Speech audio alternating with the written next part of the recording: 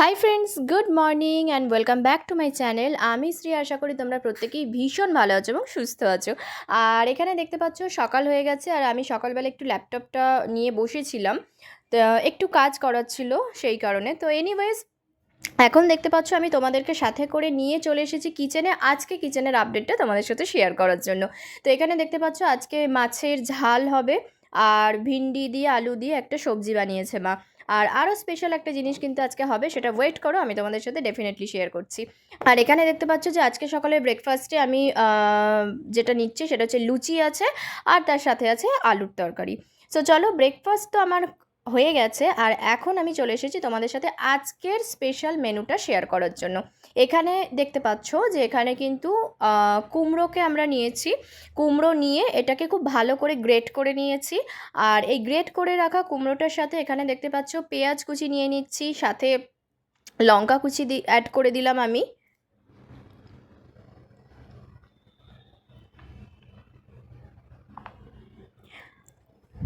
আর তার সাথে দেখতে পাচ্ছ অল্প একটু বেসন দিয়ে দিলাম, আর তার সাথে একটু বেকিং সোডা, আর তার সাথে হচ্ছে টেস্ট অনুযায়ী একটু নুন অ্যাড করলাম। তো সমস্ত কিছু নিয়ে আমি দেখতে পাচ্ছ আর সামান্য একটু জল অ্যাড করছি।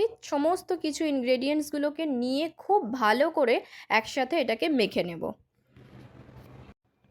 সো এই যে দেখতে পাচ্ছ ফাইনালি কিন্তু আমি কুমড়ো মানে গ্রেট করে রাখা কুমড়োটাকে মেখে নিয়ে খুব ভালো করে এরকম ছোট ছোট করে রাউন্ড রাউন্ড শেপ দিয়ে দিয়েছি। আর এটা কিন্তু করে সাথে সাথেই মানে ফ্রাই করতে হবে, রেখে দিলে কিন্তু এটা ভেঙে যাওয়ার চান্স থাকবে। তার কারণ বুঝতেই পারছো কুমড়ো এমনিই ভীষণ সফট হয়, আর তার সাথে যেহেতু নুন অ্যাড করা হচ্ছে তো সেই কারণে জলটা বেরিয়ে গিয়ে একদমই এটা ভেঙে যায়। তো সেই কারণে দেখতে পাচ্ছ যে এগুলোকে আমরা ফার্স্টে ফ্রাই করে নিলাম। দেন যেটা করছি সেটা হচ্ছে, এটা তোমরা ফ্রাই করেও খেতে পারো আর একটু গ্রেভি বানিয়েও খেতে পারো, মানে দুরকম ওয়েতেই এটাকে খাওয়া যায়। তো এখানে দেখতে পাচ্ছ এমনি নর্মাল ঝাল বানানোর জন্য যা যা ইনগ্রেডিয়েন্টস লাগে, টমেটো কেচাপ আর তার সাথে নুন, হলুদ, জল সমস্ত কিছু দিয়ে, একটু কাশ্মীরি লঙ্কা, সমস্ত কিছু দিয়ে ঝোলটা ফুটে এলে দেখতে পাচ্ছ ভেজে রাখা এই কুমড়োর যে বড়া বলতে পারো, তো সেটাকে আমরা দিয়ে দিলাম। আর খুব ভালো করে ফুটে গেলে ওপর থেকে একটু সামান্য ঘি ছড়িয়ে ব্যাস নামিয়ে নাও।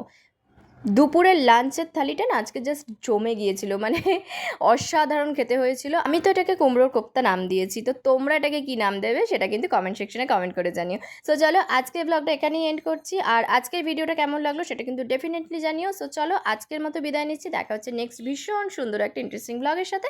আজকের মতো tata and good night and take care.